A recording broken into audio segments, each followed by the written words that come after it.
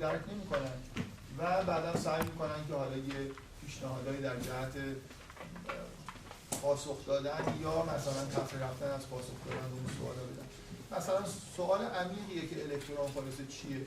شما یه فیزیکدان وقتی از الکترون صحبت می‌کنه در مورد چه چیزی داره صحبت می‌کنه؟ به نظر میرسه که فیزیک داره در مورد عالم خارج صحبت می‌کنه. الکترون حالا یه ذره یا یه چیزی در عالم خارج. بعد مشکل اینه که خلاصه فیزیکدان‌ها نمیگن به ما که ذره است یا موج، هویتش معلوم نیست. یعنی اینجا یه مشکل ontologic به اصطلاح از نظر فلسفی وجود داره. این مشکل خیلی جدی هم هست. ولی جواب اپریشنالیستیش اینه که الکترون همون در واقع پارامترهای فیزیکی از جمله مثلا فرض کنید جرم الکترون یا بار الکتریکی الکترون همون چیزیه که دستگاه اندازه‌گیری برای ما توی آزمایشگاه اندازه میگیره. در واقع جواب یه طوریه که انگار میخواد بگه لازم نیست ما بگیم که این الکترون چیه. اگه ذره نیست چجوری جرم داره؟ اگه مثلا ذره است بعد بعضی از مشکلات دیگه‌ای که پیش میاد اونا رو چجوری توجیه میکنه؟ بریجمن به عنوان فیزیکدان برجسته وارد بحث‌های فلسفی شده و یه جوابی میده که فیزیکدان‌ها خیلی خوششون میاد ولی فیلسوفا رو قانع نمی‌کنه و به نظر من واقعا حق با فیلسوفاست. این جوابی قانع کننده نیست. بیشتر از سر خودشون دارن در واقع مشکلات جدی رو باز می‌کنن. فرض کنید که پیشنهاد بریجمن رو هم پذیرفتید. بالاخره فیزیک میخواد تکلیف ما رو روشن بکنه که داره در مورد عالم خارج حرف میزنه یا نمیزنه.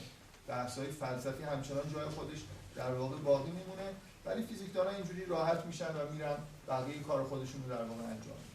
از اونور فیلسوفا وقتی وارد فلسفه علم میشن من فکر میکنم که همیشه این مشکل وجود داره که موضوع رو به اندازه کافی نمیشناسن.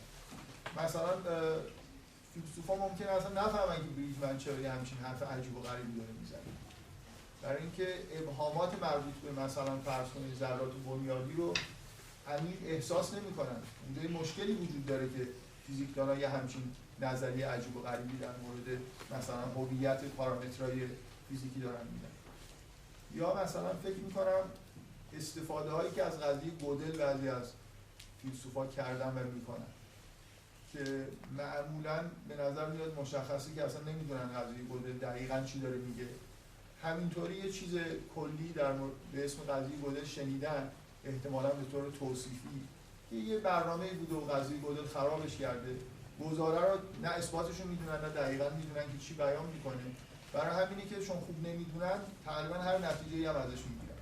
در کانتکست‌های مختلف فلسفی شما کاربردهای عجیب و غریبی از قضیه گودل در زمینه حتی جامعه شناسی ممکنه پیدا بکنید که این کتاب چرندیات پست مدرن سوکال و همکارش یه تعداد از این ریزالت‌های فلسفی قضیه گودل رو بهش اشاره کرد. این کتاب خیلی بدیه. ولی خب بعضی جاش خوبه. بعضی از این قسمت‌هایی که من قضیه گودل بعضی‌ها خوندنیه که چجور استفاده از قضیه گودل انجام میشه. برای تو فلسفه ریاضی هم این مشکل وجود داره. من فکر می‌کنم که غالباً فیلسوفا مشکلات ریاضیدان‌ها رو در واقع خود ریاضیات رو خوب نمی‌فهمن و از اون طرف ریاضیدان‌ها عمق مشکلات فلسفی رو خوب درک نمی‌کنن و شاید این بزرگترین مشکلی که تو همه فلسفه‌های علم در واقع وجود داره.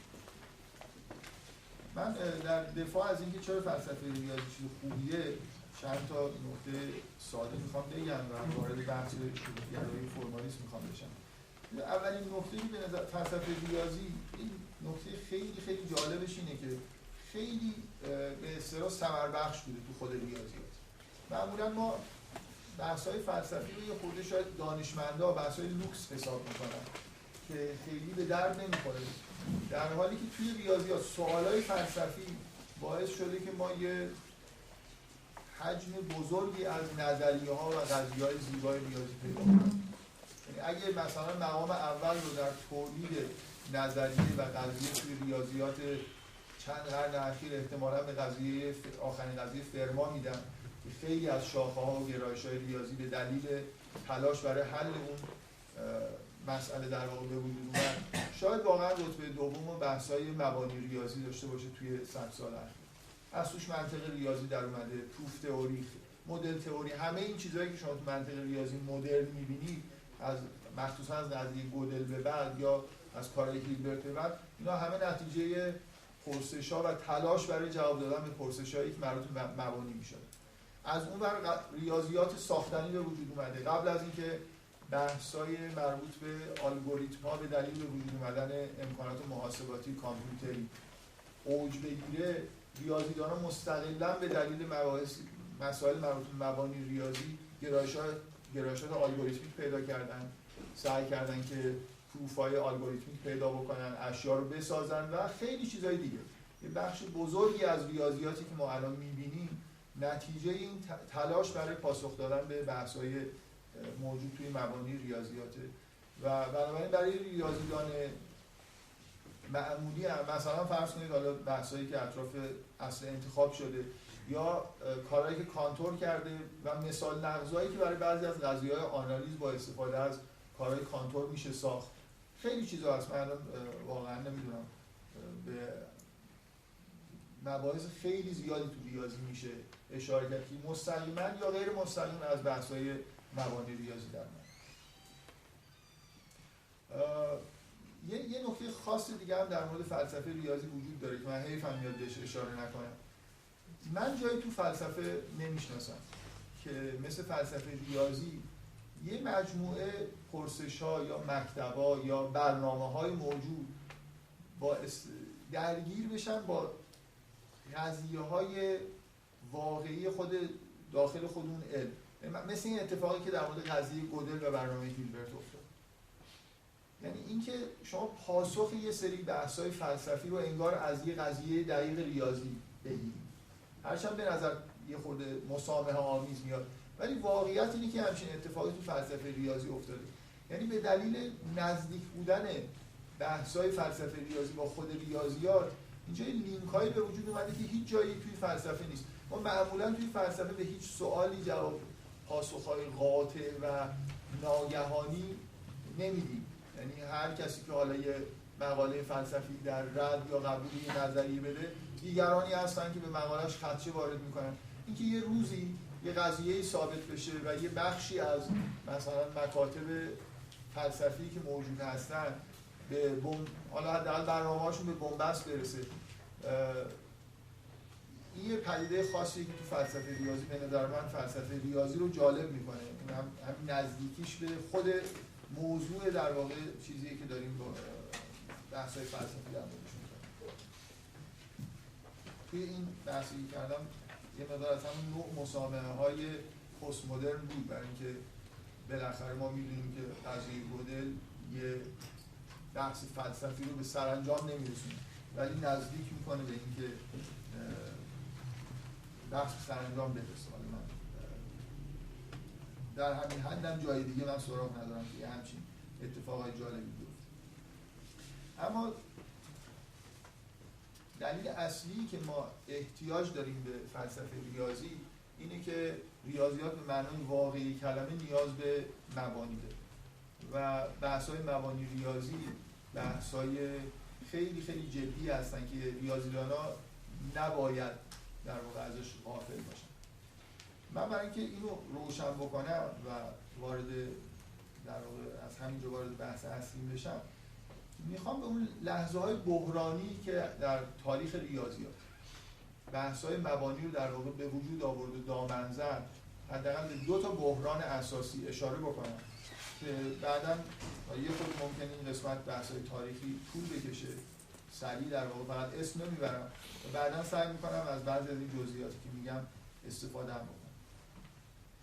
الان ممکنه شما فضای ریاضیات به نظرتون آروم برسه، به نظر میرسه بحرانی وجود نداره، ریاضیدان‌ها در سراسر دنیا دارن با آرامش کار خودشون میکنن، نه خیلی از چیزی میترسن که مثلا پارادوکسی کشف بشه یا مشکل خاصی احساس میکنن. به نظر میرسه که در یه ساختمان با شکوهی داریم زندگی میکنیم که به اندازه کافی مبانی هم براش تدارک دیده شده و واقعیت اینه که اینجوری نیست. و من میخوام به اون جاهایی که به شدت مبانی در واقع زیر سوال رفتن اشاره بکنم، بعد برسیم به این که الان توی چه بحثایی به وجود اومده و به چه وضعیتی رسید. فکر می‌کنم یکی از تلخ‌ترین اتفاقای تاریخ ریاضیات، بزرگترین بحران‌هایی که به وجود اومده کشف پارادوکس راسله. من سعی می‌کنم شما معمولاً این پارادوکس راسل رو خب توی یه مقدمه یه کتابی یا یه فصلی از کتاب نظری مجموعه شاید یه پاراگراف در موردش بنویسم و اون بحران بزرگ فکری رو که در واقع ایجاد کرد برای ریاضیدان‌ها رو خیلی با این یه پاراگراف بهتون منتقل نشه. من میخوام یه مقدار مقدمات تاریخیشو بگم که متوجه بشید که چه فاجعه بزرگی برای دانش ریاضی بوده کشف شدن پارادوکس راسل. این که از اون لحظه‌هاییه که به شدت ریاضیدان‌ها مجبور شدن برن دنبال بحث‌های در واقع مبانی ریاضی و اینکه یه زیربنای خوبی برای بحث‌های خودشون پیدا کنن. از نظر تاریخی ماجرای پارادوکس راسل برمیگرده به حداقل 50 سال قبل از کشف خود این پارادوکس. اینکه یه جور ریاضیات مخصوصا توی آنالیز یه جور ریاضیات جدیدی به وجود اومد. شاید اولین اتفاق تاریخی خیلی مشخص تعریف جدیدیه که دریکله از تابع ارائه کرد. اینکه لازم نیست تابع دیگه ضابطه داشته باشه، همین تعریفی که همه شما باهاش آشنا هستید. من قبل از اینکه ادامه بدم این نکته رو بگم، همه شما بدون اینکه بدونید فرمالیست هستید و اگه تو این جلسات این آگاه بشید به اینکه گرایش فرمالیستی دارید و هرچند صراحتاً حتی ممکنه ندونید فرمالیسم چیه، یعنی هر چی ریاضیات شما خوندید یه جوری با گرایش فرمالیستی در واقع بیان شده. بنابراین معمولاً به همین دلیلی که شما وقتی که بحث‌های بین مکاتب ریاضی رو اختلافا رو می‌خونید به نظرتون در وهله اول فرمالیسم کاملاً منطقی رو درست میرسه و بقیه مکاتب هم به نظر میرسه که آدم‌های عجیب و غریبی هستن که حرفای عجیب و غریبی می‌زنن. من می‌خوام اینو قرار بدونید که مثلا وقتی که الان حرف از تعریف جدید تابع توسط دریکله میشه، ما میتونیم یه تابع تعریف بکنیم، بگیم که یه تابع f به یه x یه y منحصر به فرد نسبت میده و نگیم که ضابطش چیه. این توی تاریخ ریاضیات یه اتفاق تاریخی بود که به راحتی هم پذیرفته نشد.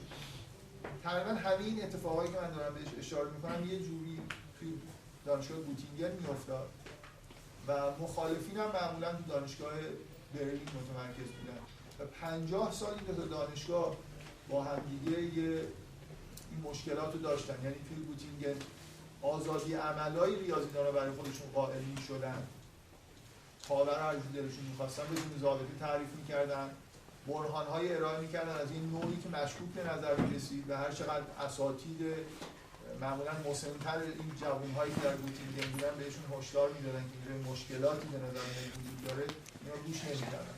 نمونه‌اش همین بحث تابع دریکله است.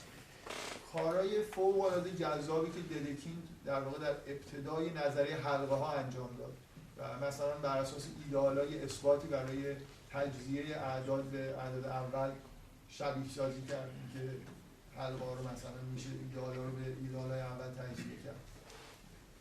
قضیه معروف پایه هیلبرت که برای ایدئالای چند جمله‌ای پایه متناهی وجود داره، اینا همه مثلا کارهای ددکین و این قضیه هیلبرت اثبات‌هایی داشتن که در واقع اثبات‌های ساختنی نبودن، اثبات‌های وجودی بودن. مکتب گوتینگن یکی از مشکلاتی که از نظر برلینی‌ها داشت، رئیس برلینی‌ها کرونکر بود. توی گوتینگن هم به تدریج هیلبرت و حالت ریاست از نظر بحث‌های فلسفی پیدا کرد. اشکالی که می‌گرفتن این بود که تابع تعریف می‌کنید، ضابطه‌شو نمیدید، وجود چیزی رو اثبات می‌کنید، در حالی که هیچ روش ساختنی ارائه نمیدید و اینا توی فضای ریاضیات اون زمان یه جور در واقع بدعت‌هایی بودن که وارد ریاضیات داشت میشه. در ادامه مثلا فرض کنید کار دریکله، تمام کارهای ریمان از جمله تعریف تابع تحلیلی از نظر آدمایی که تو برلین بودن، این جمله وایرشتراس زیر سوال. وایرشتراس رسما به تعریف تابع تحلیلی به اون شکلی که شما احتمالاً باهاش آشنا هستید اعتراض کرد و دوست داشت که تابع تحلیلی به صورت سری چند جمله‌ای تعریف بشه، نه به صورت یه تابع اختیاری که مثلا توی شرایط کوشیریمان صرف می‌کنه. این بحث‌ها تشدید شد با به وجود اومدن نظریه نسبتاً عجیب و غریب مجموعه نامتناهی که کانتور ارائه کرد و تمام این 50 سال میخوام بگم بحثایی در واقع وجود داشت، سوال‌هایی پرسیده میشد. حتی وایرشتراسی که دو مورد برای قضیه‌های وجودی که اون را اثبات کرده بودن همینجور توی هوا مثال نقص پیدا کرد، ولی باز اینایی که تو گوتینگن بودن دست بر نمی‌داشتن از این ریاضیات جدید جالبی که معلوم نبود مبانیش چیه و از کجا در واقع داره ساپورت میشه. تا اینکه کانتور اومد و فرگه شروع کرد به بیان کردن مبانی دقیق ریاضیاتی که سبک گوتینگن برسه. اون چیزی که در واقع فرگه به عنوان اصل در نظر گرفت که فکر میکرد که یه چند تا اصل موضوع بذاره و بگه که همه این سوالایی که شما میکنید اگه این چند تا اصل بدیهی رو بپذیرید ما براش جواب بدیم. یکی از این اصول بدیهی این بود که هر پراپرتی که به دقت تعریف بشه یه ست رو در واقع مشخص میکنه. واقعا در ابتدای بحث‌های فرگه یکی از بدیهی ترین چیزایی بود شما یه پراپرتی بگید، خب برای یه ایکسای توی این پراپرتی ست میکنن، یه پراپرتی فای ایکس بگید که توی ریاضیات یه جوری معنی داشته باشه، نه اینکه یه چیزی مبهمی باشه. اون وقت مجموعه ایکسایی که توی فای ست میکنن و اونایی که نمیکنن، اونایی که ست میکنن یه مجموعه رو تشکیل میدن و ما اینجوری میتونیم در واقع نظری مجموعه خودمون رو بسازیم و بریم جلو. اگه اشتباه نکنم فرگه جلد اولی کتابش رو چاپ کرده بود و جلد دومش رو فرستاده بود چاپ بشه، چاپخونه بود جلد دوم که راسل توی نامه‌ای بهش اطلاع داد که پارادوکس خودش رو در واقع اطلاع داد. پارادوکس راسل که همتون فکر می‌کنم باهاش آشنا هستید اینه که فای رو بگیرید این که x عضو x نباشه، مجموعه همه مجموعه رو در نظر بگیرید که عضو خودشون نیستن. حالا بپرسید ببینید این خود این مجموعه همه مجموعه‌ای که عضو خودشون نیستن آیا عضو خودش هست یا عضو خودش نیست؟ اگه عضو خودش باشه بنا به تعریف باید عضو خودش نباشه و اگه عضو خودش نباشه جزو اونایی که عضو خودش نیست پس عضو خودش هست. و این یه خط پارادوکس همه مبنای در واقع کار فرگه که خیلی هم بهش افتخار می‌کردن و قرار بود جواب همه این 50 سال پرسش‌های بدون پاسخی که ازشون شده بود بده زیر سوال برد، در حدی که فرگه جلد دوم کتاب خودش از چاپخونه پس گرفت. یعنی اینکه این آبروریزی که حالا شده یه جلد نوشته دیگه بیشتر ادامه پیدا نکنه. توی اون فضای تاریخی این بحران واقعا معنی داره. الان شاید به شما اینجوری میگن که این بحران یه چیزی که برطرف شده. حالا واقعیتش اینه که هیچ وقت این بحران به معنی واقعی کلمه برطرف نمیشه. در اینکه یه مقدار متوجه من فقط به یه نکته خیلی ساده اشاره بکنم که فکر نکنید که این بحران باز یه چیزی مربوط به مبانی به ریاضیاتی که شما دارید باهاش کار میکنید خیلی ربط نداره. توی دهه 20 یه آدمی مثل سرپینسکی که شاید با کارش آشنا باشید تعداد زیادی از قضیه‌های کلاسیک ریاضیات و آنالیز رو نشون داد که مبتنی بر اصل انتخاب هستن، اصلی که کاملا مشکوک بوده و هست. بنابراین اینجوری نیست که این سوال مبانی به قضیه‌ای که شما خوندید ربط نداشته باشه. ما الان یه لیست بزرگی از قضایای ریاضی داریم که ممکنه مدام توی توپولوژی و آنالیزش استفاده می‌کنیم و اینا مبتنی بر اصل انتخابی و این کشف این که چه چیزایی مبتنی بر اصل انتخاب یا معادل اصل انتخاب هم خودش شغلیه توی تسلیت نظری مجموعه‌ها و اصل انتخاب. بنابراین بخشی از ریاضیات واقعی که ما باهاش سر کار داریم به این مسائل مشکوکی توی مبانی ریاضی بوده و هست مربوط میشه. من این بحران دیگه که بیشتر دوست دارم و میخوام بگم و سعی کنم بگم که چجوری از این بحران رو بالاخره شهودگرایی یا فرمالیسم در من. بحرانی که بیشتر دوست دارم این خود قدیمی‌تره و شاید واژه بحران رو مثلا کمتر در موردش به کار میبرم. اونم بحران کشف هندسه‌های ناقابلی است. من فکر میکنم این بحران اصلا فراتر از چارچوب ریاضیات و ریاضیدان ها بوده و یکی از اتفاقای عجیب شاید کل معرفت بشری.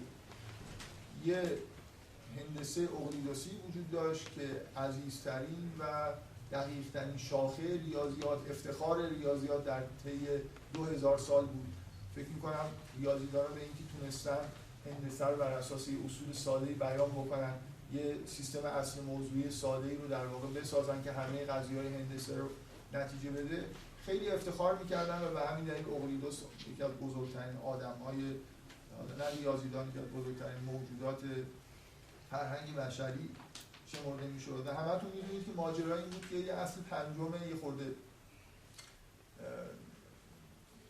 ظاهرا غیر بدیهی وجود داشت که همه توافق داشتن که از 4 اصل دیگه اصل پنجم باید بشه نتیجه گرفت. 2000 سال سعی کردن که این کار رو انجام بدن و نشد، تا اینکه 2 تا آدمی که خیلی هم به نظر میومد ریاضیات بلد نیستن و خیلی جوان بودن این ایده رو به این شکل پیش بردن که بیان خلاف اصل پنجم فرض کنن و برن یه تناقض پیدا بکنن و هر دوتاشون در 2 جای مختلف دنیا این ایده رو پیش بردن که اگه اصل پنجم جاش یه چیز دیگه‌ای بذاریم به تناقض، هر چقدر جلو رفتن به تناقضی نرسیدن و نهایتاً اعلام کردن که یه جور هندسه های غیر از هندسه اقلیدوسی وجود داره با فرض نقض شدن اصل پنجم. توی 1-2 دهه اول لااقل هیچ بحرانی به وجود نیامد، اصلا جدی گرفته نشد. فکر می‌کنم خیلی‌ها فکر می‌کردن که یه خورده دیگه ادامه بدن تناقض کشف می‌کنن تا دهه 70 قرن 19 از 1870 به بعد 1-2 دهه وجود داره که به نظر میرسه اکثر ریاضیدانان پذیرفتن که این هندسه‌های معقولی هستن و حالا بحران اینه که چطور ریاضیدان 2000 سال وجود این هندسه‌ها رو دیتکت نکردن.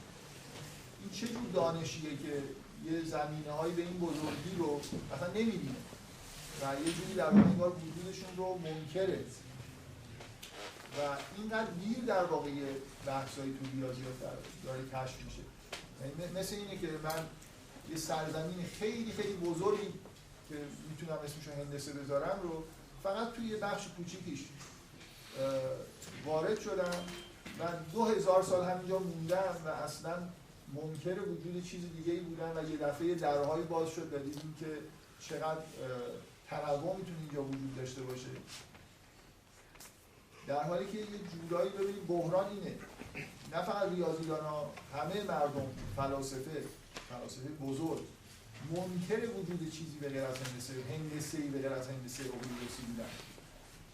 کانت به عنوان مثال سعی کرد که فکر میکرد تنها هندسه ممکنه، یعنی میگفت که ذهن ما اینجوری کار میکنه و ما نمیتونیم جور دیگه‌ای به فضا و زمان مثلا فکر بکنیم. در حالی که احساس اینه که این تنها چیزیه که هندسه‌ای که ممکنه وجود داشته باشه، اولا یه دفعه میفهمیم که از نظر منطقی اشکالی نداره که هندسه‌های دیگر رو فرض بکنیم. ثانیاً فاجعه بعدی 30 سال بعد اتفاق افتاد. 30-40 سال بعد از اینکه هندسه اقلیدوسی جدی شد توی جمع ریاضیدان‌ها که فهمیدن که هندسه واقعی فضا و زمان اصلا هندسه اقلیدوسی نیست. بحران اینه که این بحران فقط بحران ریاضی نیست، بحران فلسفی هم هست. کسی که حامی کانت هست هم در واقع باید دچار بحران بشه.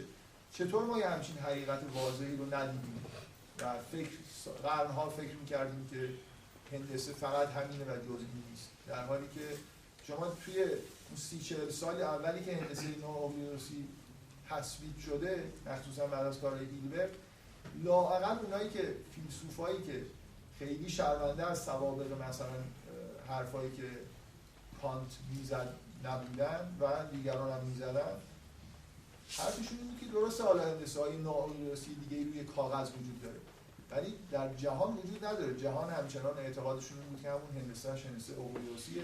بعدا معلوم شد که در فیزیک هم اینطوری نیست. فیزیک رو هم نمیتونید با هندسه اقلیدوسی پیش ببرید. بنابراین هندسه اقلیدوسی، افتخار بزرگ ریاضیات و عالم بشریت در طی چند هزار سال تبدیل شد به یه چیزی که نه ممیزهای خارجی داره و نه خیلی هم از نظر تئوری چیز جذابیه، مثل یه انتخاب رندومی که ما از بین مجموعه هندسه ها کردیم به دلیل اینکه یه جورایی ساده تر شد. ریاضیدان‌ها چجوری میتونن تضمین بکنن که دیگه همچین اتفاق نمیفته؟ جاهای دیگه یه نظریه‌ای وجود نداره، نظریه‌های موجه و پرکاربردی که ما به دلالی اینا رو نمی‌بینیم. ریاضیدان‌ها چجوری میخوان تضمین بکنن که یه روزی دوباره یه پارادوکس وحشتناکی مثل پارادوکس راسل پیش نمیاد؟ این لااقل دو تا بحران به طور مشخص بحث‌های مبانی ریاضیات رو بین ریاضیدان‌ها دامن زد و شما هر حرفی که تقریبا تو فلسفه ریاضی تو این بحث‌های فاندیشن می‌بینید از این سوالات در واقع از این مشکلات سرچشمه می‌گیره. چطور می‌تونیم تضمین بکنیم که پارادوکسی پیدا نمیشه و چطور می‌تونیم تضمین بکنیم که سرزمین‌های ناشناخته جالبی مثل هندسه اقلیدوسی رو بدون در واقع کشف نشده باقی نذاشتیم. یکیش سوال در مورد اینه که چجوری می‌تونیم مبانی داشته باشیم که بخشی از ریاضیاتی که باهاش داریم کار می‌کنیم نقض نشه در آینده، و سوال دوم اینه که چجوری می‌تونیم در واقع تضمین بکنیم که نقصی توی ریاضیات وجود نداره. این همون چیزیه که ما تو اصطلاح فارسی میگیم جامع و مانع بودن. چطور میتونیم جامعیت ریاضیات رو یه جوری تضمین بکنیم که هر ریاضیات معقولی، هر چیز جالبی که میتونیم بگیم و داریم در موردش بحث میکنیم، و چطور میتونیم مانع بودن، یعنی اینکه چیزای اضافه نادرستی واردش نشده رو، من به این معنی دارم مانع بودن رو به کار میبرم، چطور میتونیم از وارد شدن گزاره‌های نادرست به داخل ریاضیات جلوگیری بکنیم. این احتیاج فاندیشن داره. من باید یه جوری بحثایی در واقع بکنم که تا حد ممکن اینا رو تضمین کنم. دو تا پیشنهاد شهودگرایی و فرمالیسم واقعا در جهت اینن که مبانی مورد نیاز ریاضیات رو در واقع یه جوری برای ما فراهم بکنن. من خیلی یه تمثیلی میخواستم بگم، خیلی شاید لازم نباشه. بذارید خیلی مختصر بگم. چون شاید فعالیت ریاضیدان رو اینجوری فرض بکنیم. ما همه وقتی که داریم ریاضیات کار میکنیم میدونیم که یه شهودهایی داریم. این شهودها راهنمای ماست. مثلا فرض کنید وقتی دارید هندسه کار میکنید بالاخره یه اشکال هندسی توی ذهن هندسه مسطحه رو در نظر بگیرید. تصوری از مثلث و خط راست و اینا داریم، هندسه مسطحه اقلیدوسی، و حالا بر اساس شکلایی که میکشیم که اون شهودهای خودمون رو مثلا یه جوری کاغذ نمایش میدیم، قضیه‌ای رو کشف میکنیم، حدس میزنیم، بعدا اثبات‌های فرمال میتونیم براشون بیاریم. به هر حال ریاضیات شامل یه بخشی از چیزهایی که انگار ما تو ذهن خودمون تجسم میکنیم و میبینیم و یه بخشی که روی کاغذ می‌نویسیم که جنبه فرمال داره. مثل اینه که ما توی یه آدمی توی اتاقی باشه، یه تصاویری رو روی دیوار می‌بینه و برای آدمایی که اون تصویر رو نمی‌بینن سعی می‌کنه با زبان توضیح بده که چی داره می‌بینه. شهودهای ما مثل اون تصاویر ذهنی درونی ما هستن و زبان فرمال ریاضی اون زبانیه که ما باهاش در واقع با دیگران صحبت می‌کنیم. لااقل یه تصور عمومی از کاریه که ریاضیان داره انجام می‌دن.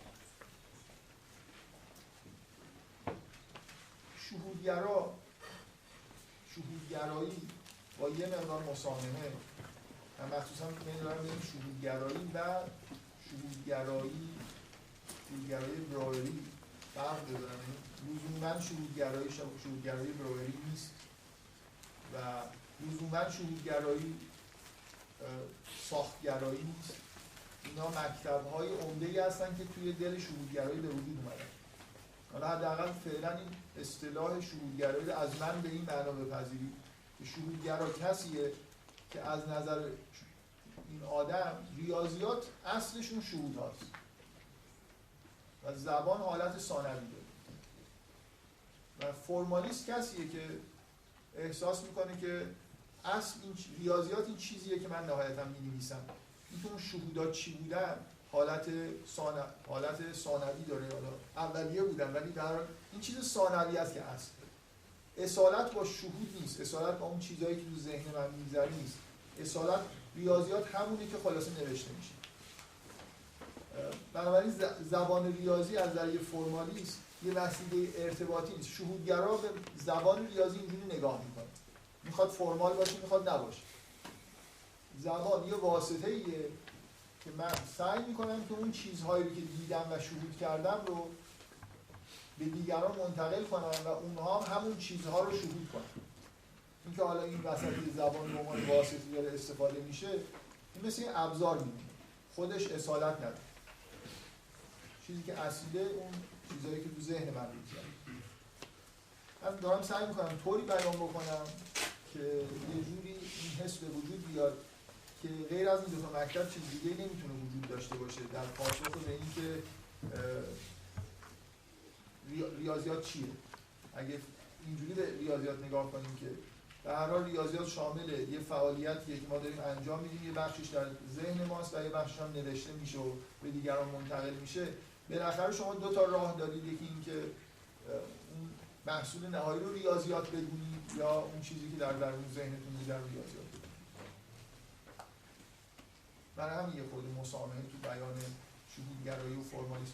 حالا اون چیزی که واقعا ما بهش میگیم فرمالیسم یه جور تحقق خاصی از ایده اصل گرفتن محصول نهایی و اون چیزی که شهودگرایی براوری یا مثلا ساختگرایی بهش میگیم، اونم یه جور تحققی از ایده این که شهودها رو اصل بگیریم. من اگه اجازه بدید همینجوری یه خود کلی‌تر به شهودگرایی و فرمالیسم اینجوری گفتم در واقع ازش استفاده بکنم. سعی کنم نشون بدم که این دوتا انتخاب به طور طبیعی به چیزهایی شبیه شهودگرایی براوری و فرمالیسم که معنی هیلبرتیش نیست. اگه از یه فرمالیست بپرسی که منشأ عدم دقت و مشکلات ریاضیات و اون بحرانات چی بوده و هست، از نظر فرمالیست مشکل ریاضیات عدم دقت و ابهامی که تو اون شهودهای ذهنی ما وجود داره.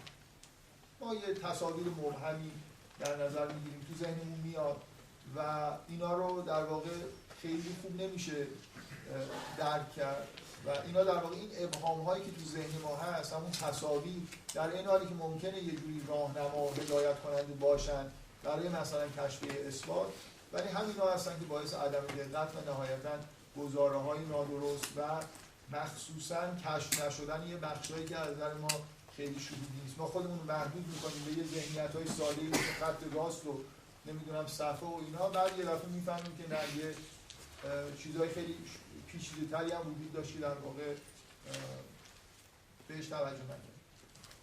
بنابراین اگه ایرادی تو ریاضیات هست و بحرانی به وجود میاد به دلیل همین اعتماد زیاد ما به شهودهای مبهم و ناقصیه که داره. اینا باعث تناقض‌ها و نقص‌هایی میشن که تو ریاضیات دیده میشه.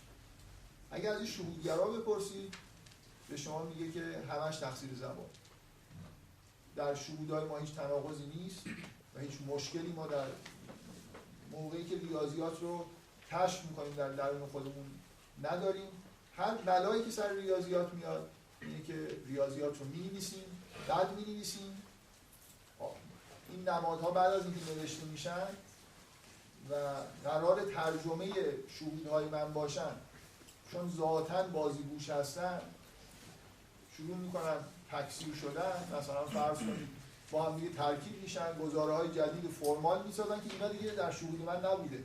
در واقع مثل یه اعوجاجی، همیشه وقتی که من دارم شهودم رو تبدیل به گزاره زبانی میکنم، یه اعوجاج‌هایی که در واقع مشکل از زبان ظرفیت نداره، یه اعوجاج‌هایی به وجود میاد که وقتی که خیلی جلو میریم یه دفعه تبدیل به فاجعه میشه.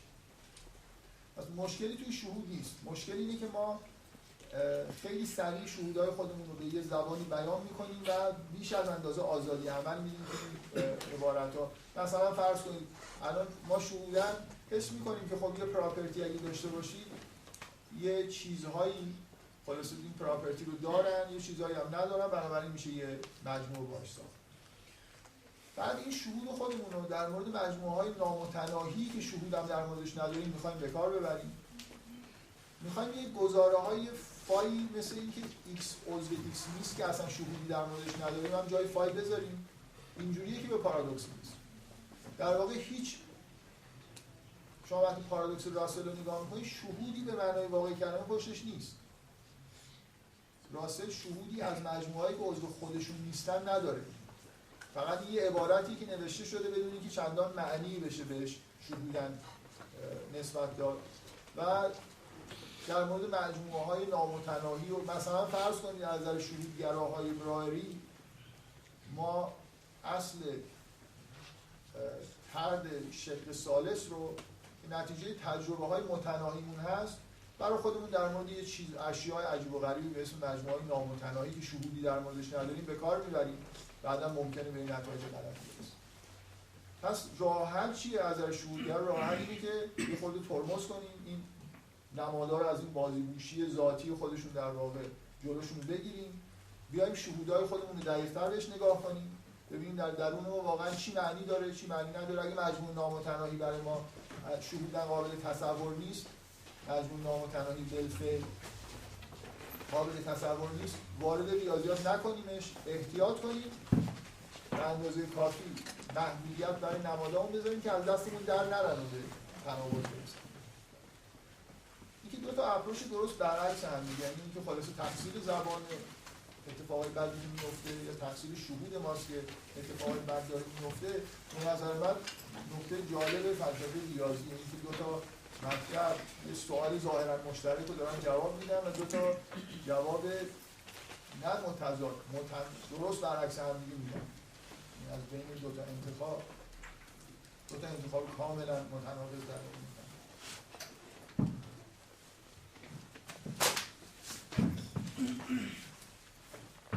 از نظر شهودگراها با این توصیفی که من کردم، ریاضیات، اشیاء ریاضی همون اشیایی هستن که توی ذهن من در واقع دارن تولید میشن و این اشیاء ویژگی‌هایی دارن و ریاضیات در واقع بررسی این اشیاء و ویژگی‌هاشون. ولی وقتی که از فرمالیست بپرسید که اشیاء ریاضی چی هستن، نمیتونه جواب بده که اشیاء ریاضی چیزهایی در جهان خارجن یا تو ذهن ما هستن. از نظر یه فرمالیست اشیاء ریاضی همین علائمی هستن که ما روی صفحه کاغذ داریم می‌نویسیم. و واقعیت این از نظر فرمالیست ها اصلا اشیاء ریاضی اشیاء خاصی در ریاضیات وجود نداره. اصلا ریاضیات در مورد اشیاء نیست. ریاضیات در مورد ویژگی هاست، در مورد ساختار هاست. شما مثلا این نمونه‌ای که همتون فرمالیست هستید و نمیدونید، همتون توی اولین درسی که احتمالاً تو دانشکده ریاضی در سال اول یه درس گرفتید، بهتون مفهوم ساختار ریاضی رو معرفی کردم.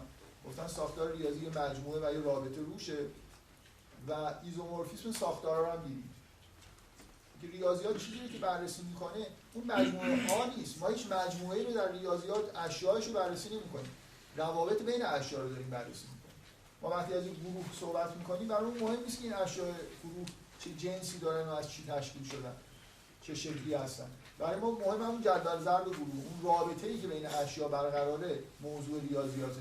خب این یه جواب فرمالیستیه دیگه.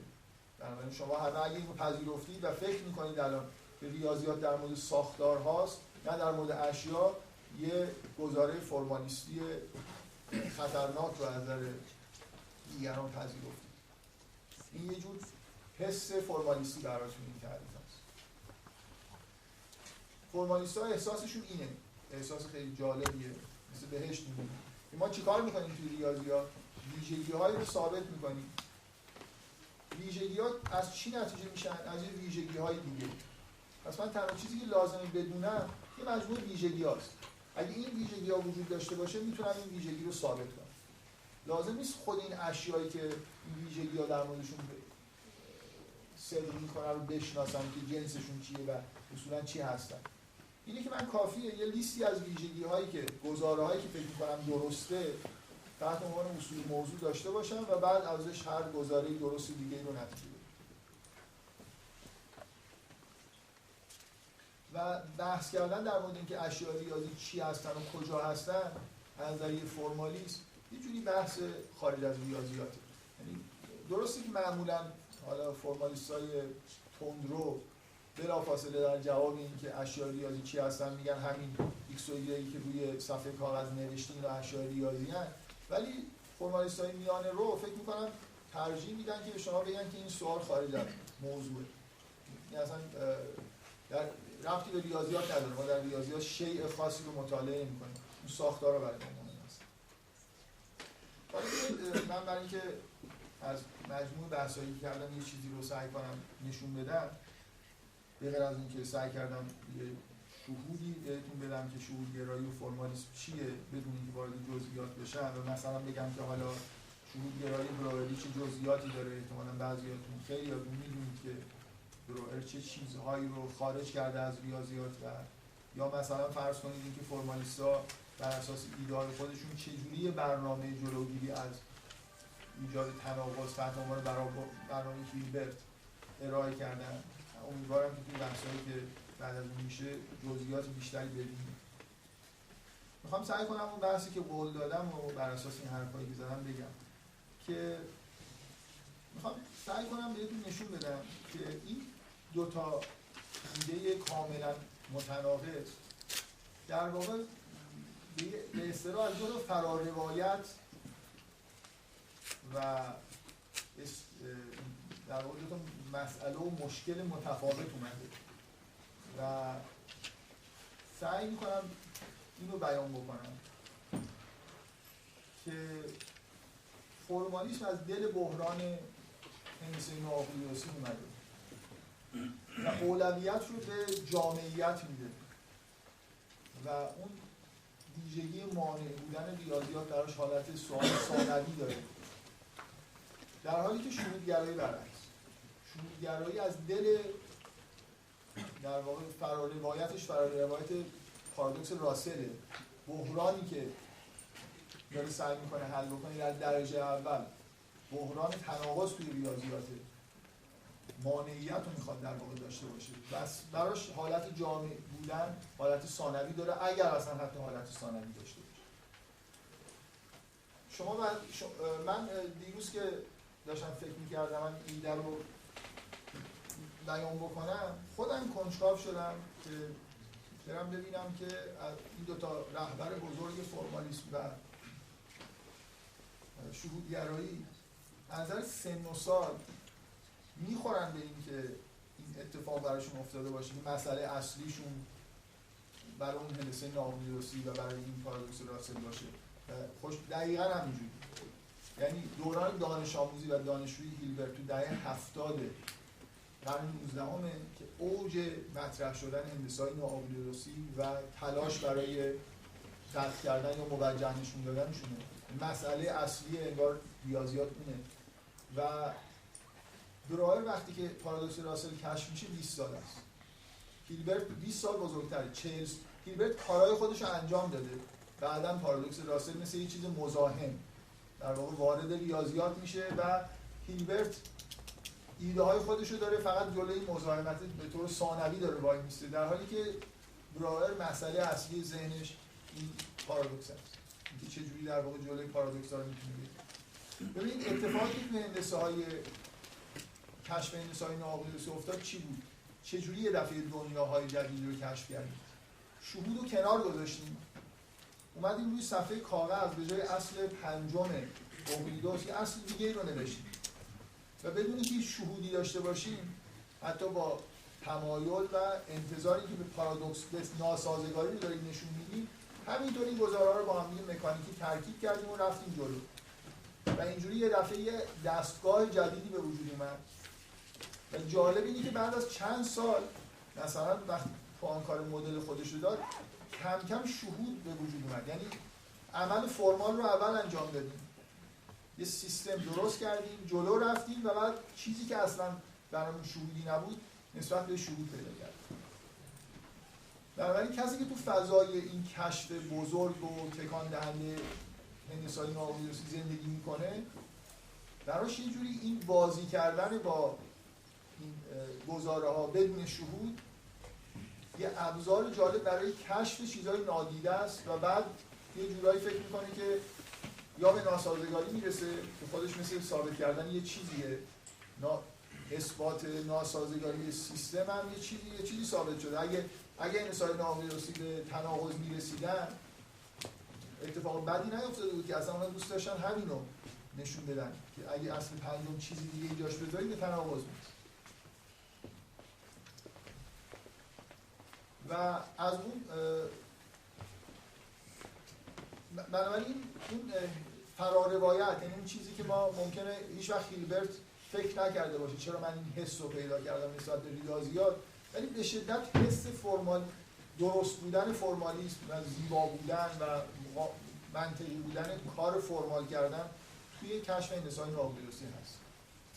یه سری اصل بذارید برید جلو و بعد ببینید که به کجا میرسید.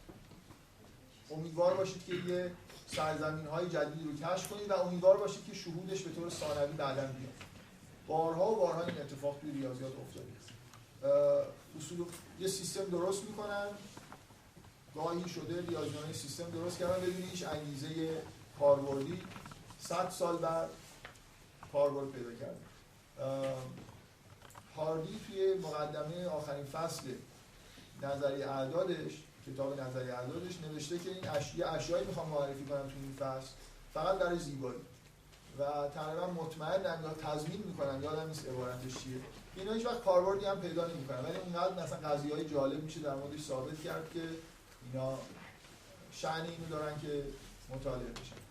و حدود 80 سال بعد توی بحث‌های کریپتوگرافی عیناً این اشیا استفاده شدن، نه به دلیل اینکه حاضر آماده بودن، اصلا دقیقاً همینا رو می‌خواستیم برای اینکه اون کار کریپتوگرافی رو بتونیم انجام بدیم. بنابراین من بدون شهود ممکنه سیستم جالبی رو درست کنم، برم جلو، نتیجه بگیرم و بعداً هم حتی کاربرد یا شهودش ظاهر بشه. این ایده در واقع هیلبرته، ایده فرمالیستاست که منشأش اینه که چیزی سرزمین کشف نشده‌ای باقی نمونه. با شهود، اگه خودتون به شهود خودتون منحصر بکنید، متوقف بشید تو شهود خودتون، هنوز باید اقلیدوسی فکر بکنید. و ریاضیات احتیاج به این آزادی عمل برای رسیدن به شما بی‌نهایت رو نمی‌فهمید، اشکال نداره. فرض کنید که مجموعه نامتناهی بالفعل وجود دارن، برید نتایجش رو بررسی بکنید، اگه مشکلی بود می‌فهمید، اگر نه هم که سرزمینی جدید کشف کرد. تمام ریاضیات قرن 20 به غیر از اون بخش کوچیک شهودگراییش که خیلی محترمه، اینا در واقع نتیجه همین جور مکانیسم‌ها هستن. خیلی چیزا در واقع ممکنه ابتداً حداقل شهودی نبوده، رفتیم جلو و یه سیستم درست کردیم. برای شهودگراها پارادوکس راسله که اصل اینه که به تناقض نرسید. بنابراین این که نمیدونم هر چی دارن میخواد بکنن بعدن یه ریاضیات الان یه تمام مثلا فرض کنید اگه توی ZFC تناقض پیدا بشه، خب این 100 و خورده سال که همش فرو میریزه. ترس از این که تناقض مهلکی پیدا بشه فکر میکنم اون انگیزه اصلی آدمایی که شهودگرایی کار میکنن. بیایید به جای اینکه اینقدر به خودمون آزادی عمل بدیم یه خورده احتیاط کنیم، همینطوری گزاره‌ها رو با هم دیگه ترکیب نکنیم، از یه جاهایی که مطمئن هستیم مثل مجموعه‌های متناهی، مثل اعداد طبیعی از نظر بروئر، مثل اعداد حقیقی، این جایی که خوب میشناسیم نسبت بهشون شهود مشخصی داریم شروع کنیم و بعد سعی بکنیم که یه ریاضیاتی درست بکنیم. ممکنه به همه جا نرسیم ولی مطمئن باشیم که این ریاضیات خالی از تناقض. بنابراین اصل اینه که من مطمئن باشم این گزارهایی که دارم میگم درسته، با هم دیگه سازگار هستن. فرق اینه که حالا سعی کنم اینو گسترش بدم به همه ریاضیاتی که مثلا نشون بدم هر چی فرمالیستا دارن منم میتونم با این اطمینان به نوعی در واقع بهش برسم. و مهمترین چیزهایی که شهودگرا میذارن کنار مفاهیم مجموعه نامتناهی بالفعل، مثلا فرض کنید اصل